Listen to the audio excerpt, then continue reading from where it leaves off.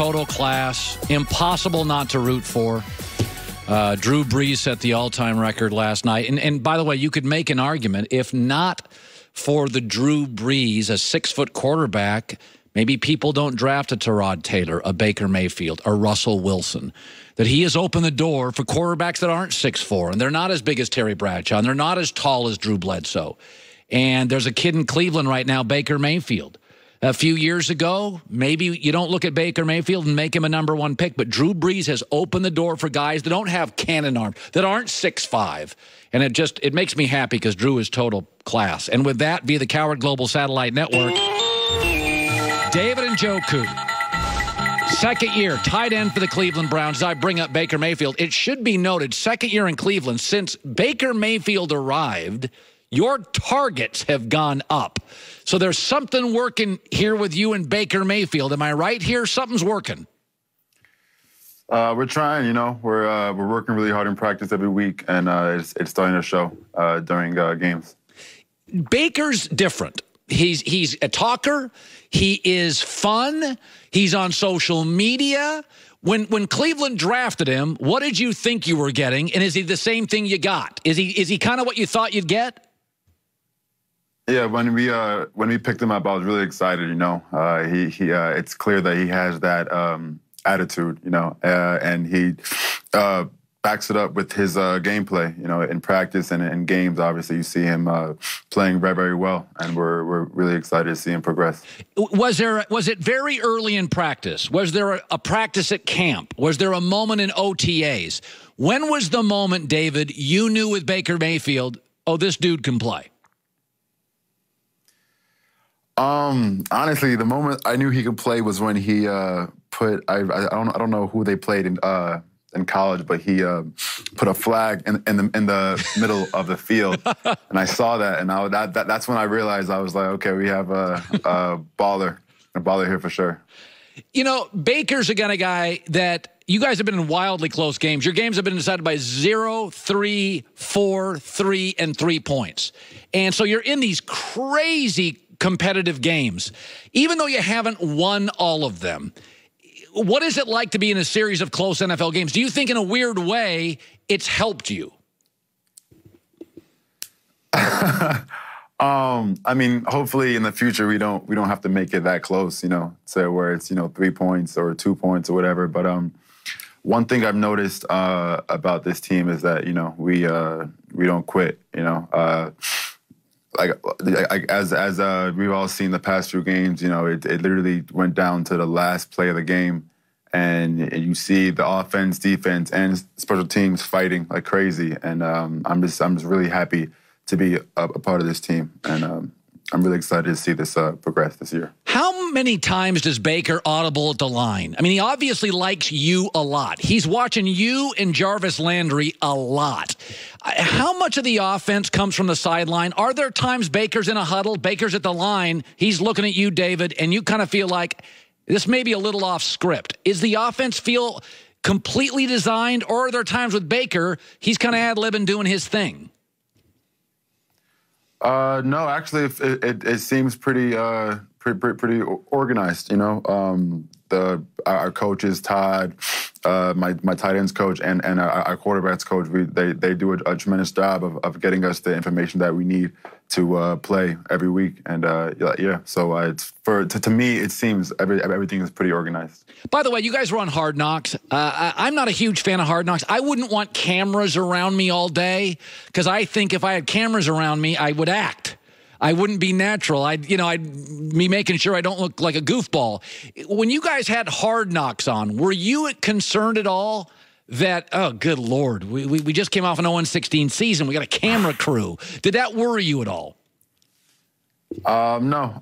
It was just another outside distraction that you have to, just put away. You have to focus on, camp that what was at hand, and I think we had a great camp, and now it's time to just win some games. By the way, Todd Haley's known as a pretty tough coach.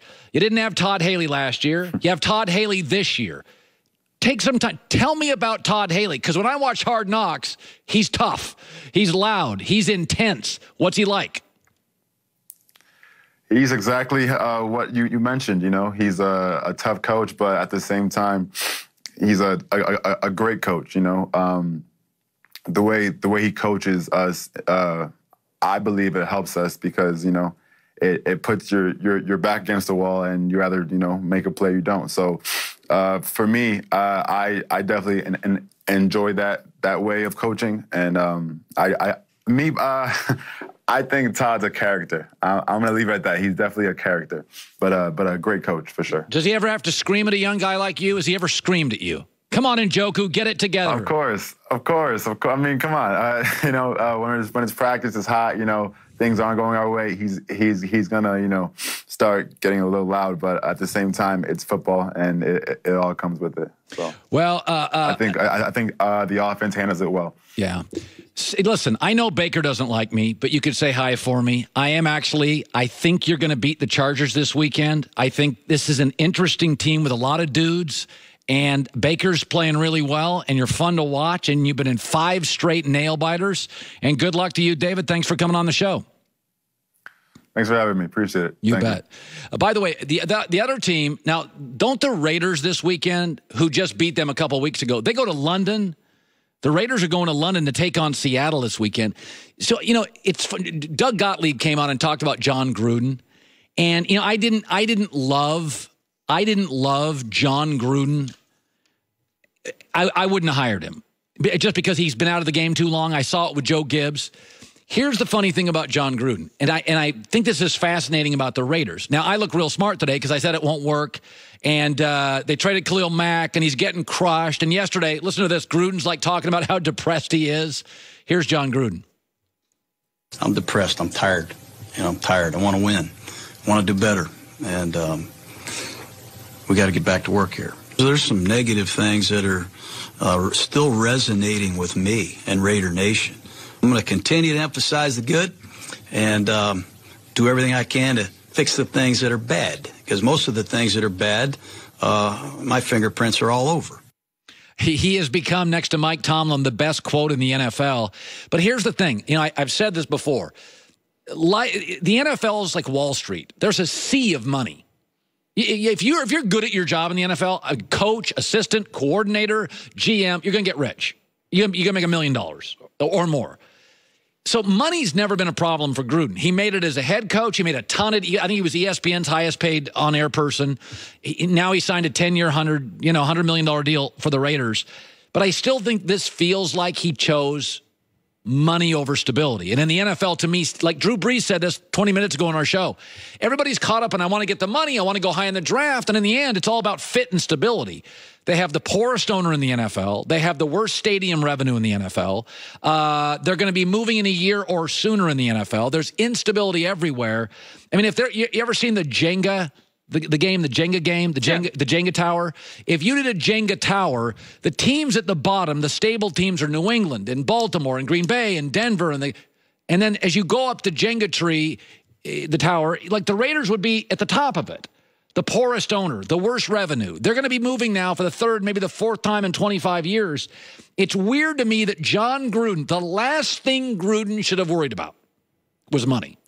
Because, I mean, by the way, he made a ton in a state with no state tax. In a city, Tampa, you can buy a mansion for $2 million. He was loaded. He best-selling book, highest paid coach, highest paid broadcaster. And it feels like 10 years, $100 million. Dude, he chose in unstable. Like what the Raiders were not. He had like the Eagles wanted him. Tennessee there were so many jobs that wanted him. Well, look, $100 million is $100 million. So I'm not going to pretend like money doesn't have something to do with it because it's $100 million. But yes, he had a stable situation calling football games, and he's won. He's made a ton of money over his career. But maybe he just wanted a challenge. People do that. Maybe he was in a cycle every single day. Coaching in the NFL is a challenge. Why make it harder? I mean, why do people do anything that's hard on themselves? To prove something to yourself, to if the Raiders would have achieve offered something you wanted to achieve if you didn't before? If the Raiders offer him a 5-year deal, does he take it? No. I don't know, maybe. It's not stable enough. The Jenga tower, it's one of those little blocks at the top that's going to, you pull it out. Those are the best ones to take. You're just not going to make it fall. Shopping for car insurance? 75 years. They know what they're doing. They keep it simple. Geico.com. Geico.com. 75 years. They know how to save you money. That's what it's about.